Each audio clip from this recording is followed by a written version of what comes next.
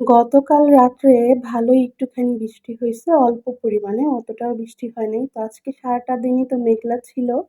এইজন্য ভাবলাম যে একটু খিচুড়ি রান্না করি। আর আমি এমনিতেও অনেকদিন ধরে খিচুড়ি খাওয়া হচ্ছে না বাসায়। কারণ একজন মানুষের জন্য তো আলাদা করে খিচুড়ি রান্না করাটা অনেক বেশি হ্যাসেল, আরেকজনের জন্য ভাত রান্না করা। তাই ভাবলাম যেহেতু বৃষ্টি পড়ছে খিচুড়িটা রান্না করি। তারপরেও ভাত ছিল রান্না করা এইজন্য আর সমস্যা হয় নাই। তারপরে এই তো আমি এখানে চ্যাপা শুটকি বের করে নিয়েছি। এটাকে ধুয়ে নিবো। এটা হচ্ছে বাঁশপাতার চ্যাপা শুটকি। আর এখানে পেঁয়াজ রসুন কেটে নিয়েছি শুটকির জন্য। আর এই আলুগুলা হচ্ছে উত্তরবঙ্গের জাম আলু। এগুলা সিদ্ধ করে ভর্তা করে নিবো। এই আলুটা কিন্তু একটু মিষ্টি, মিষ্টি লাগে, খেতে ভালোই মজা লাগে। তো আমি এই আলুটাও নিয়ে আসছি ওইদিন যে কাঁঠালি বিচি কিনছিলাম তখনই নিয়ে আসছিলাম। তো এখন আলু সিদ্ধ করব, চ্যাপা শুটকিটা ভেজে নিবো আগে, তারপরে হচ্ছে খিচুড়িটা বসাবো। কারণ ভর্তার প্রসেসগুলো আগে রেডি করে নিলে এটা বাড়তে বেশি সময় লাগবে না। তো এখানে আমি রসুন আর পেঁয়াজটা একটু ভালো করে অনেকক্ষণ সময় নিয়ে ভেজে নিয়ে তার মধ্যে আমি শুটকিগুলো দিয়ে দিব। আর শুটকিটা কিন্তু অনেক ইজি, এটা বাটতে অতটা কষ্ট হয় না। এটা তেলের মধ্যে দিলেই কিন্তু অনেক গলে যায়।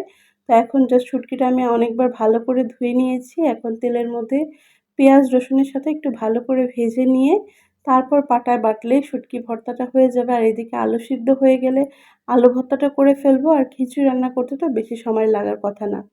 খিচুড়ি রান্নার সময় একবার ভাবলাম যে কুকারে রান্না করি, আবার ভাবতেছি ধুর এত অল্প একটু খিচুড়ি রান্না করতে কুকারটা নষ্ট করব, আবার ধুইতে হবে কষ্ট কইরা। তো এখানে আমি আধা পট চালের খিচুড়ি তৈরি করব। তারপরে আমার এই খিচুড়িটা অনেকটা ওয়েস্ট হয়ে গেছিল, কারণ এতগুলো তো খেতে পারি নাই, পরের দিন নষ্ট হয়ে গেছিল, ফ্রিজে রাখি নাই আবার। তো ফেলে দিতে হয়েছে, আসলে খাবার নষ্ট হলে খারাপ লাগে। তো এখানে পেঁয়াজ কুচি, রসুন কুচি, তেজপাতা, একটু দারুচিনি, এলাচ দিয়ে দিলাম। তো এটাকে ভালো করে ভেজে একটু আদা রসুন বাটা দিয়ে তারপরে হলুদের গুঁড়া, মরিচের গুঁড়া দিয়ে মেখে তারপর একটু পরিমাণ মতো লবণ দিয়ে দিচ্ছি আগে। এখন মসলাটাকে একটু ভালো করে কষিয়ে নিয়ে তারপর চালটাকে একটু ভাজা, ভাজা করে নিব। তারপরে হচ্ছে আমি এর মধ্যে পানি দিয়ে দিব। আর যেহেতু অল্প খিচুড়ি সেজন্য বেশি সময় লাগবে না রান্না হইতে। অনেকে হচ্ছে মুগ ডাল দিয়ে খিচুড়ি খেতে বেশি পছন্দ করে, কিন্তু আমার কাছে এই মসুর ডাল দিয়েই না খিচুড়ি খেতে বেশি ভালো লাগে কেন জানি। আমার এই মসুর ডালের খিচুড়িটা অনেক বেশি পছন্দ মুগ ডালের থেকে। কারণ মুগ ডালের খিচুড়ি রান্না করলে আমার কাছে অতটা ভাল লাগে না। কেমন যেন মনে হয় কি ডালে চালে মিশে নেয়, আলাদা আলাদা, ওইরকম পছন্দ না। মুগ ডালটা এমনিতেও আমি অতটা পছন্দ করি না। তার থেকে আমার কাছে এই মসুর ডালের খিচুড়ি অনেক বেশি ভালো লাগে। তো এখন হচ্ছে আমি চালটাকে কয়েকবার একটু ভালো করে ভেজে নিব। তারপর চালটা ভাজা হয়ে গেলে আমি এর মধ্যে হচ্ছে পানি এড করে দিব। আমাদের বাড়িতে প্রায় সবারই খিচুড়ি অনেক বেশি পছন্দ। এদের কোনো কথা নাই বার্তা নাই, খিচুড়ি রান্না করে ফেলে। আমি যেমন এই যে একটু বৃষ্টি পড়লে খিচুড়ি রান্না করি বা ঠান্ডার দিনে একটু খিচুড়ি খেতে পছন্দ করি। কিন্তু বাড়ির সবাই কি করে, রাত্রেবেলা কিছু খেতে ইচ্ছা করতেছে না, চলো খিচুড়ি রান্না করি। কুকারের মধ্যে বসায় দেয়, রান্না হয়ে যায়। তাদের সবারই অনেক পছন্দ হচ্ছে খিচুড়ি।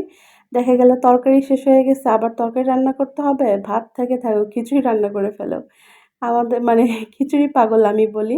তারপরে তো খিচুড়ি রান্নাটা হয়ে গেছে। এখন আমি জাস্ট হচ্ছে ডিমটা ভেজে নিব।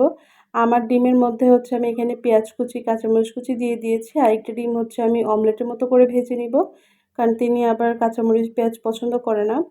তো এদিকে খিচুড়িটাও একটু নেড়ে-চেড়ে দিলাম, ঢাকনা দিয়ে ঢেকে দিয়েছি একটু ভালো করে ওভারকুক যাতে হয়ে যায়।